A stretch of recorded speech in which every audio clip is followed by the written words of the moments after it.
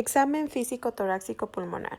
En primer lugar tenemos la inspección. Es muy importante advertir cuál es el ciclo respiratorio que tiene el paciente. Pues el tipo de respiración que tiene el paciente, aquí podemos ver que es normal dentro de la sección del tórax. Hay que ver si hay alguna alteración en la piel, alteraciones de tipo estructural. La inspección del tórax es sumamente importante. Se deben evaluar la forma, el tipo o patrón respiratorio y la frecuencia respiratoria. Nos referiremos en primer lugar a la forma del tórax. En este punto se deben evaluar tres aspectos, como el diámetro, posición del esternón y columna dorsal con respecto a los diámetros o dimensiones de la caja torácica. Se debe observar el diámetro antero-posterior y menor que el transversal.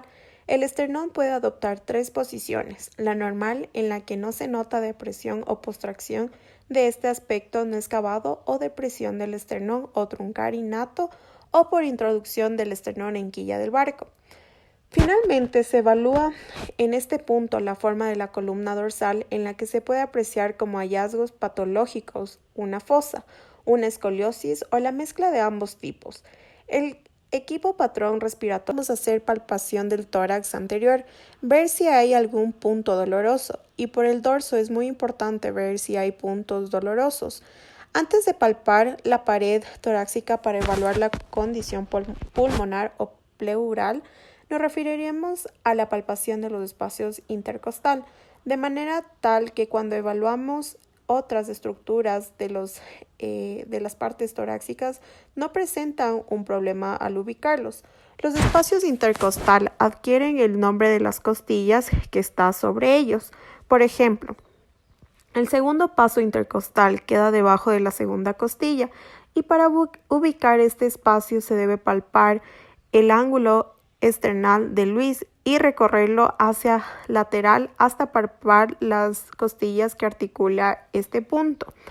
La percusión auxiliar es a veces más fácil mientras el paciente está sentado. Posteriormente procederemos a la ocultación, en que se le pide al paciente que hay que respirar lento y profundo, muchas veces con la boca abierta. Esto se realiza utilizando el foro endoscopio, herramienta indispensable para un buen examen físico y para así determinar los sonidos, tanto normales como patológicos en la historia. La ocultación requiere de un ambiente particularmente silencioso. Se debe solicitar al paciente que respire con la boca abierta, profundo y lento.